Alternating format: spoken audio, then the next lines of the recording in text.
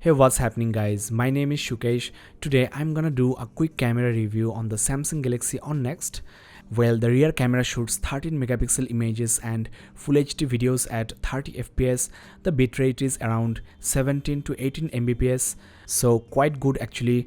The front camera is 8 megapixel with Full HD recording, and the maximum aperture of both front and rear cameras is f1.9, which is excellent of course.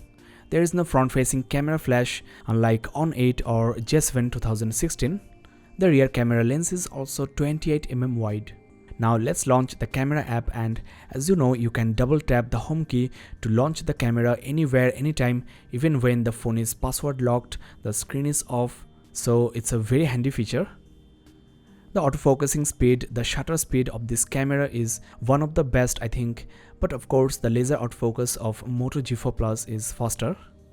You have lots of camera modes including the Pro mode, which enables you to set a lot of settings. You can apply different effects, and I also like the beauty phase, which can airbrush your faces, make it slim with big eyes. Now it's time to check some camera samples. These images are captured in broad daylight, and the color rendering, the sharpness of the images are, I think, best in class. Samsung makes the best mid-range camera phones. There is no unnecessary over-sharpening like the Redmi Note 3 or Moto G4 Plus. The details, the dynamic range is much better than its competitors, so I am overall extremely happy with the rear camera of Galaxy On Nxt. I will rate it 8.5 out of 10 considering the price tag. Let's now check some low light indoor images, and once again the noise handling of this phone is superb. The saturation level is again very good, details are also maintained, but of course the quality is not as good as a high-end device or semi-high-end devices like OnePlus 3. Considering this is a mid-range device, it's totally acceptable. If you want, you can check these images on my Facebook page, facebook.com/gadgetsportal. Hey, what's up guys, this is Shukesh once again, and you are watching a video sample from the Samsung Galaxy On Nxt. It's recording in Full HD, and the cameras are basically same as the Galaxy J7 Prime.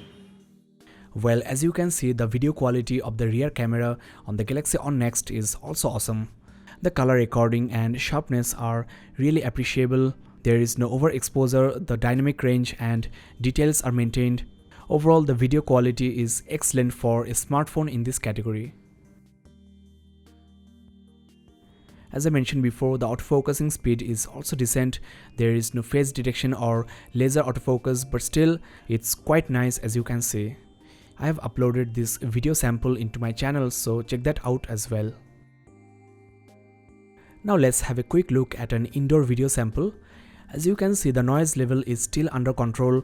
There is only a single tube light or fluorescent lamp in this room right now, but still I think the details and the saturation level is quite good.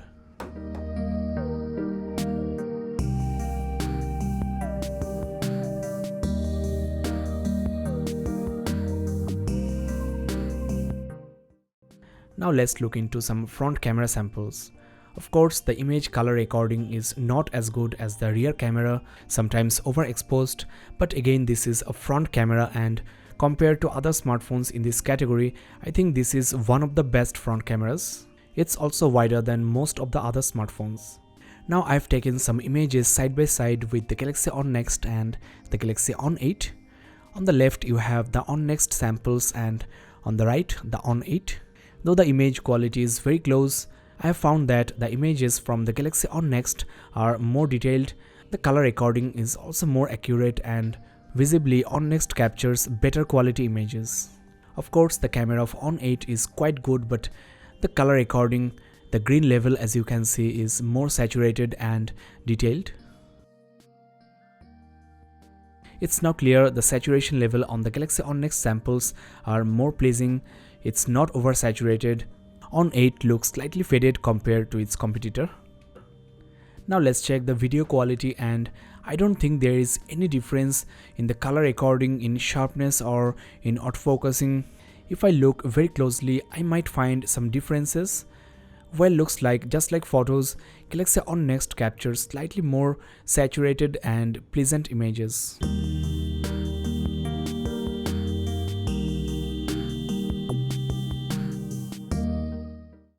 Let's now compare some camera samples from Moto G4 Plus and Galaxy On Nxt. On the left you have the On Nxt samples and on the right the images captured by the Motorola device.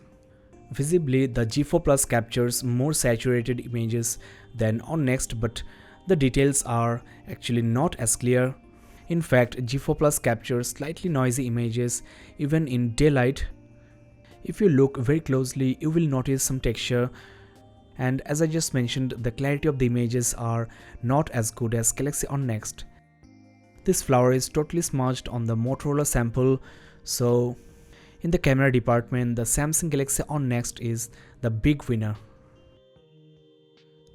Let me check another sample. If you zoom 100%, then you can easily notice the difference.